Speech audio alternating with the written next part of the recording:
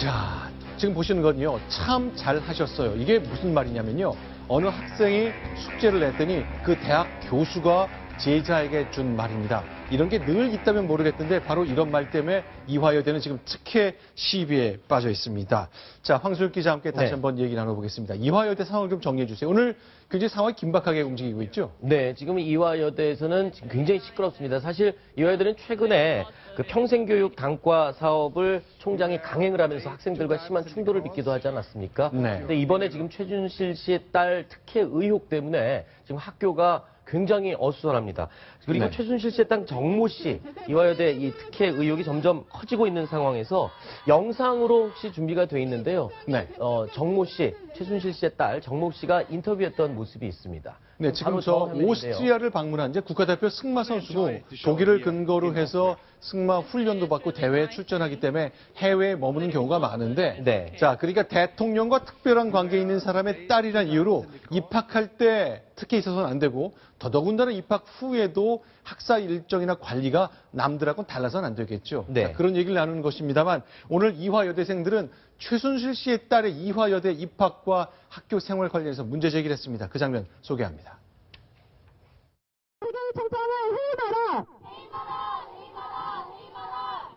학사 권리로 청취하기로 유명한 이화여대에서 이런 특혜를 제공한 것은 그 학생이 부선실세 최순 씨의 딸이었기 때문이었습니다. 최경희 총장이 특정 학생에게 가진 특혜를 제공했다는 것까지 밝혀지며 이화인들은 경화를 금치 못하는 상황입니다. 자, 학생들은 이제 마이크를 잡고 나섰고요. 이제 총장 면담 요구하고 이제 총장 사퇴를 요구하고 있습니다. 자, 어떤 논란이 있었기에 입학 과정에 그리고 학교를 다니는 과정에 어떤 일이 있었는지 하나씩 좀 점검해 보겠습니다. 자, 황순욱 차장 좀 소개 좀 해주시죠. 일단 지금 가장 논란이 되고 있는 게 부정 입학 이야기입니다. 네. 학교에 입학할 당시에 굉장한 특혜를 받은 게 아니냐라는 이야기가 나오고 있는데요. 네. 핵심 부분은 바로 이겁니다. 2015학년도 이화여대 수시 입학 전형에 네. 지원 자격 조건이 있습니다. 네. 자, 이 경우에는요. 네. 2011년 9월 16일부터 2014년 9월 15일 사이에 이 기간 동안에 전국 규모 대회에서 개인 종목 3위 안에 입상한 사람이 이제 지원을 할 수 있는 조건입니다. 그런데 이 선수가 이제 국가대표 승마 선수인데 그렇죠. 또 아시안 게임 동메달 땄잖아요. 네, 그렇죠. 죄송합니다. 금메달 땄죠. 예. 그랬는데 이 그 메달을 딴 해가 네. 지원 기준에 해당되는 저 기간에 해당이 되지 않습니다. 기간이 닷새 끝난 차이군요. 다음, 닷새 차이로 9월 20일에 메달을 획득했습니다. 그러니까 수시 모집 전형에 공지된 지원 기준에는 네. 부합하지 못한 조건을 가지고 있는 거죠. 게다가 하나 더 추가하자면 이제 이화여대가 특례로 학생을 뽑을 때는 개인 종목에서 3등 안에 들어야 되는데 지금 금메달은 단체전 금메달이거든요. 단체에서 땄잖아요. 예. 자, 그렇다면 글쎄 대학은 생각이 좀 여러 가지가 다른 것 같습니다. 하지만 대학에서는 네. 이 정도 금메달은 좀 가능한 것 아니냐라는 취지의 말을 내놓는다는데 그건 어떻게 그러니까 입학 규정 처장 조금 이해할 수 있다고 봐야 될까요? 어떻게 글쎄요. 될까요? 제가 이 입학처장이 이렇게 밝혔습니다. 이화여대 입학처장은 이런 입장입니다.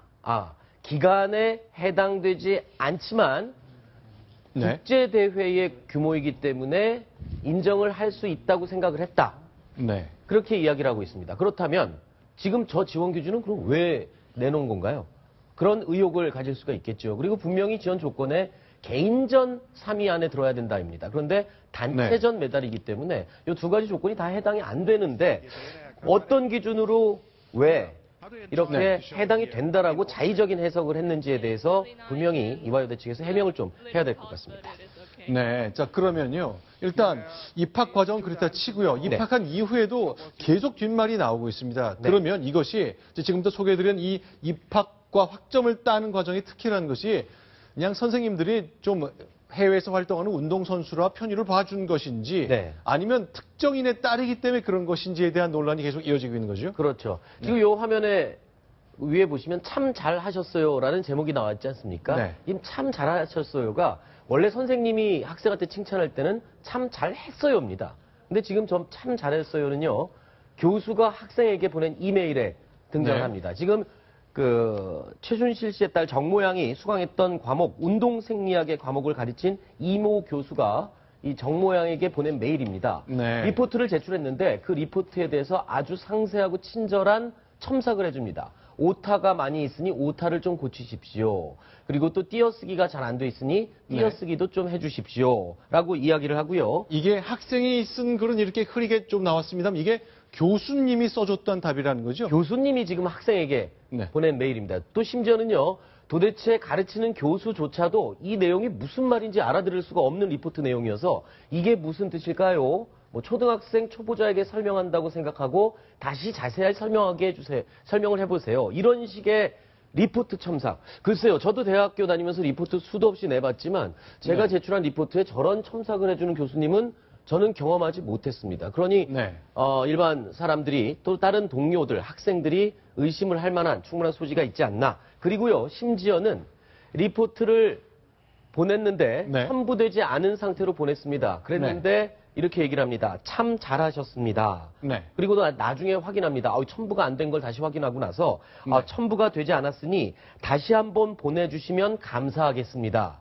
이게 네. 지금 교수가 학생에게 보낸 메일입니다. 자, 또 하나. 자, 누구누구 학생도 처음 맞는 방학 알차게 보내시기 바랍니다. 감사합니다. 이게 교수가 최순실 씨의 딸에게 보낸 이메일의 일부거든요. 네. 글쎄 이게 이제 통상적으로 이 교수님의 스타일일 수도 있습니다. 최순실 씨 딸 이외에 모든 학생에게 참 잘하셨어요라든가 극존칭을 통해서 학생들과 소통하는 부분이 있을 수도 있거든요. 그러나 아직까지는 그렇다고 보이진 않고 있는데요. 자, 이것 때문에 지금 이화여대 상황은 좀 굉장히 복잡하게 꼬여 있습니다. 부장욱 차장. 네. 좀 이제 이걸 어떻게 봐야 됩니까? 현재 이제 국회에서도 이화여대 총장을 상대로 국회에 출석해서 답하라 하지만 증인 채택이 안 되고 있죠. 네. 일단 지금 그 한 학생이 같이 수업을 들었던 학생이 대자보를 붙인 게 있는데요. 이 컬러 플래닝과 디자인 분반에 있던 학생이라고 하면서 어떻게 수업에 네. 한 번도 나오지 않고 B 이상을 챙겨갈 수 있느냐라고 문제 제기를 하고 있습니다.